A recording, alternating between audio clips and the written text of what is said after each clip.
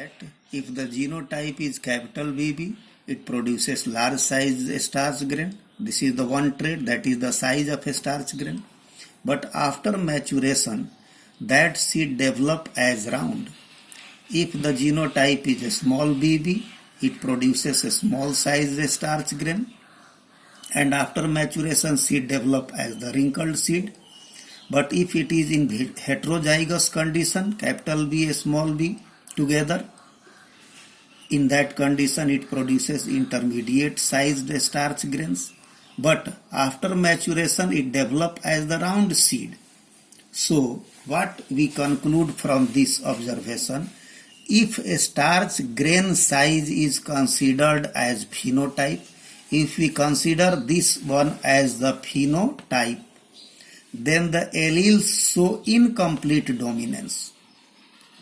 Like the incomplete dominance we learned in last video also, that the pure red and pure white is crossed and it produces the pink colored flower in Mirabilis jalapa and snapdragon. Similarly, in the same way, in this condition it is producing intermediate size starch grain.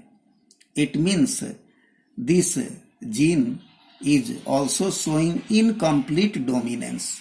So if we consider the trait as size of a starch grain, so in that condition this gene showing the incomplete dominance, because in heterozygous condition it is producing intermediate sized starch grains.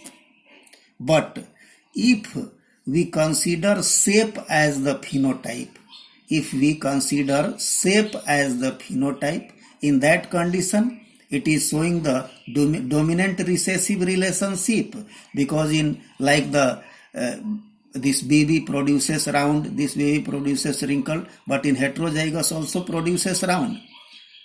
So in Mendel's cross we learned that the dominant trait appear in both homozygous as well as heterozygous, while a recessive trait develop only in homozygous recessive condition. So in both condition the shape is round. So if we consider shape as the phenotype, it is showing the dominant recessive relationship. But if we consider the size of the starch grain, in that condition it is showing incomplete dominance, because in this heterozygous condition it is producing intermediate sized starch grains. It means no one factor is completely dominant, means this capital B not completely masks the expression of this small b, and it produces the intermediate sized starch grain, like the pink flower in the 4 o'clock plant. So this is the another case, that if we consider the size of a starch grain, the alleles showing incomplete dominance. But if we consider the shape as a phenotype, it is showing dominant recessive relationship. Therefore, we can say that dominance is not an autonomous feature of a gene. किसी gene का ये कोई autonomous feature नहीं है dominance. A single gene produce, single gene product, gene का जो product है, gene का प्रोडक्ट क्या है यहाँ पे, synthesis of A starch grain. This is the, so a single gene product may produce more than one effect. A single gene product may produce more than one effect. So this is the synthesis of a starch grain in pea seeds. So we can say that dominance is not an autonomous feature of a gene.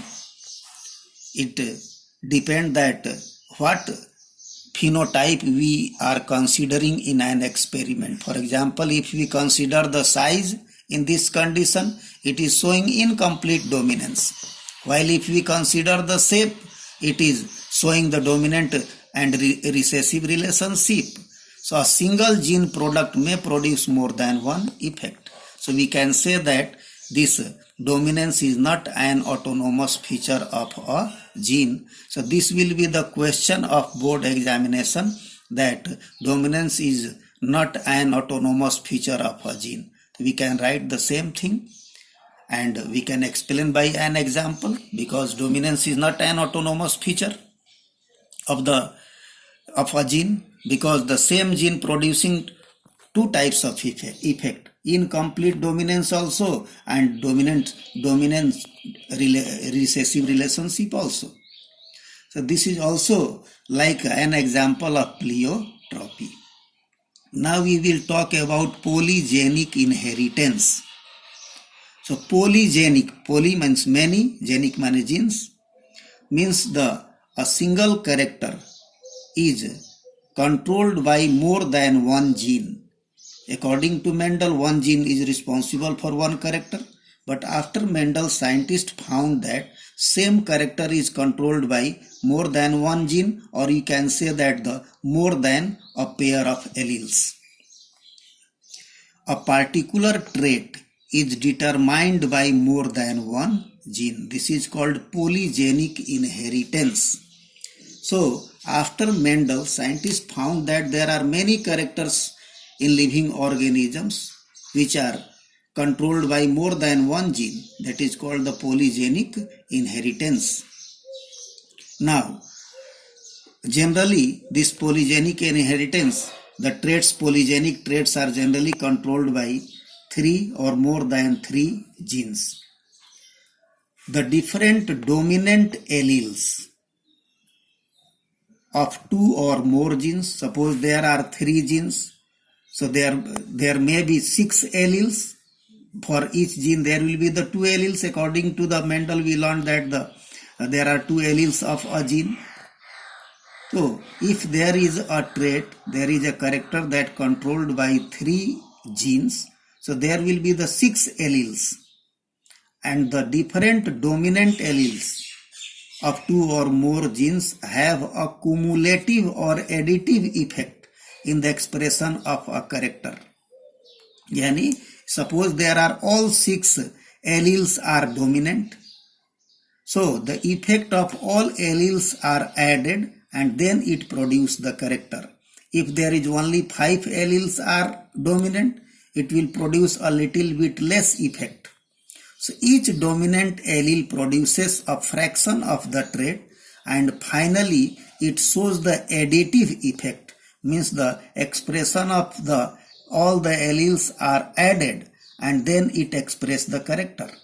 The different dominant alleles of 2 or more genes have a cumulative or additive effect in the expression of a character, with each dominant allele expressing a fraction of trait. So this polygenic inheritance are also called the cumulative inheritance. So before this we learned that monogenic inheritance. In Mendel's law of inheritance, we learned monogenic means one gene control a character or a single pair of alleles responsible for a trait, like capital T, small t.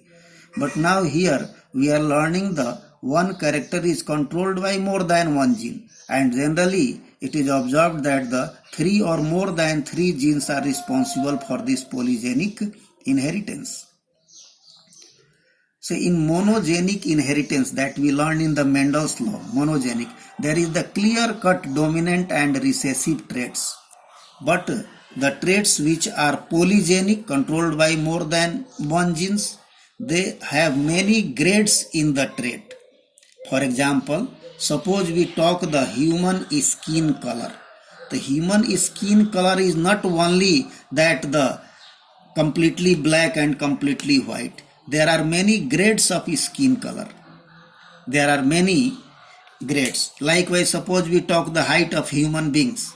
So there is not only tall and only dwarf, like the Mendel considered tall and dwarf plant. So there are many intermediate heights. There are many grade of heights in the human being.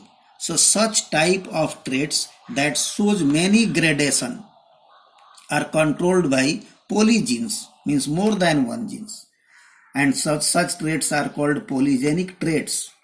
So there are 2 types of characters, monogenic and the polygenic. Monogenic controlled by one gene or a single pair of alleles. polygenic controlled by more than one genes, means two or more genes are responsible for the same character. So polygenic inheritance that we are learning, so polygenic traits shows continuous variations. There are many grades of variations, while monogenic traits shows the discontinuous variations, like tall or dwarf, violet or white flower, like this. One is dominant, another one is the recessive, like this. So this monogenic trait shows discontinuous variations that occurs due to the mutation in gene. But this polygenic inheritance controlled by more than one gene, these type of traits shows continuous variations, because there are many small variations, not distinct variations. If we try to find the difference between the skin color of two human beings, it will be very difficult to find that what is the difference, because the difference is in quantity.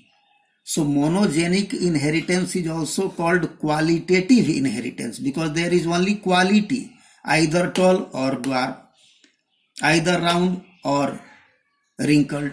But in these polygenic traits, these are the quantitative inheritance, because each allele expresses some quantity of trait or fraction of trait.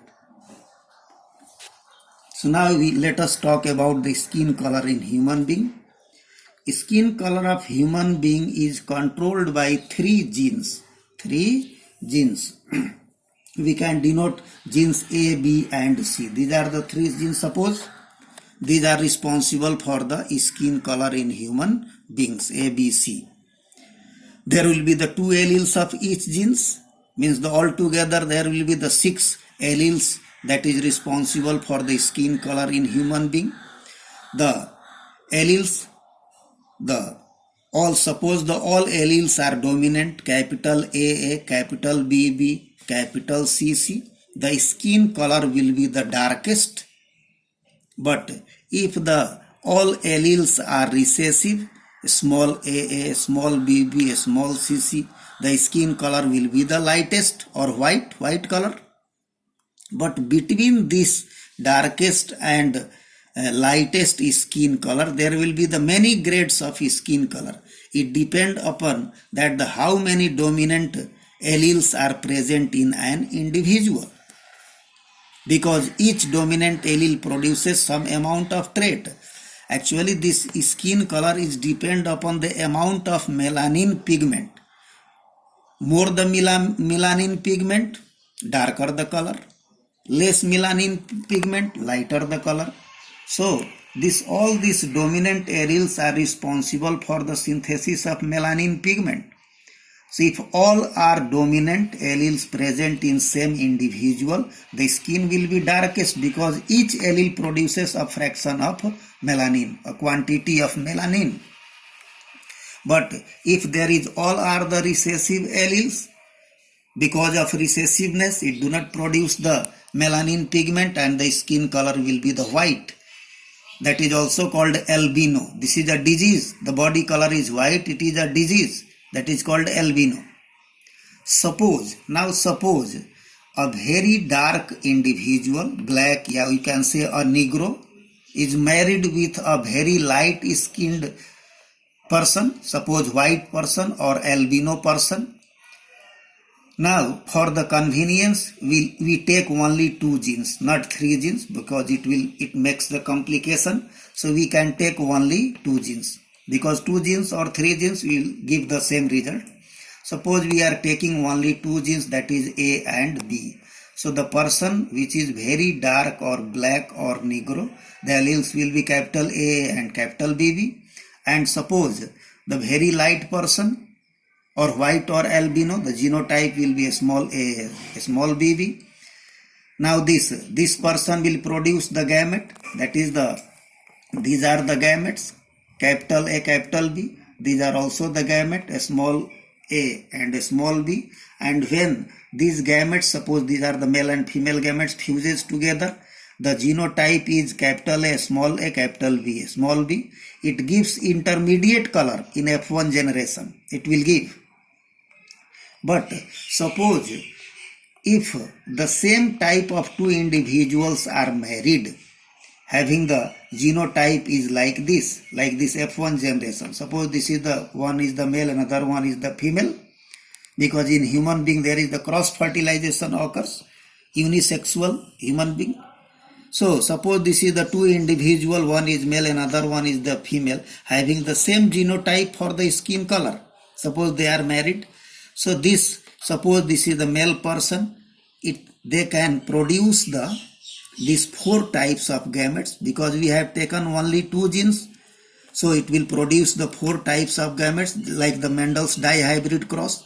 Likewise, this individual, suppose this is the female, this also produce four types of gametes. These are the female gametes, suppose these are the male gametes, and now we cross this, because this female gamete fuse with this male gamete, this also fuse with this male gamete, this also fuse.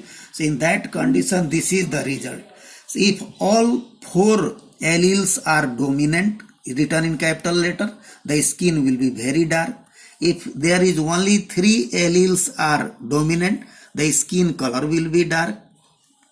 If only two alleles are the dominant, the skin color will be intermediate. Likewise, if the only one allele is dominant, the skin color will be light, and if all alleles are recessive, the skin color will be white. So there are the 5 types of this grade appeared. Very dark 1, this is the dark 4, intermediate color 6, light color 4, and very light or white 1. The ratio is 1:4:6:4:1. Likewise, if we take here 3 genes like ABC3, it will produce 8 types of gametes. If we take 3 pairs of gene alleles, it will produce 8 types of gametes, 8 types of male gametes, 8 types of female gametes, and total combination will be 8 into 8 equal to 64 types of combination. Now think. So there are many grades of skin color in human beings, and this is showing the continuous variation. While in Mendel's cross we learn monogenic inheritance, that is the qualitative inheritance. There is clear-cut quality, tall, dwarf, or round, wrinkled, or violet white like this. But if we talk the skin color in human being, there are the many grades in skin color. So this type of traits are the polygenic traits and controlled by more than one gene. For example, this skin color is controlled by 3 genes. Likewise, in human height also. Likewise, there are many examples that shows the polygenic inheritance. So monogenic and polygenic inheritance, what is the difference? Monogenic means controlled by one gene, polygenic controlled by more than one gene.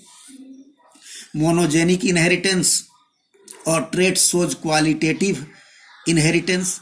Polygenic trait shows the quantitative, because each dominant allele produces a fraction of trait. So it depends on the how many dominant alleles of the genes present in the same individual. Now thank you.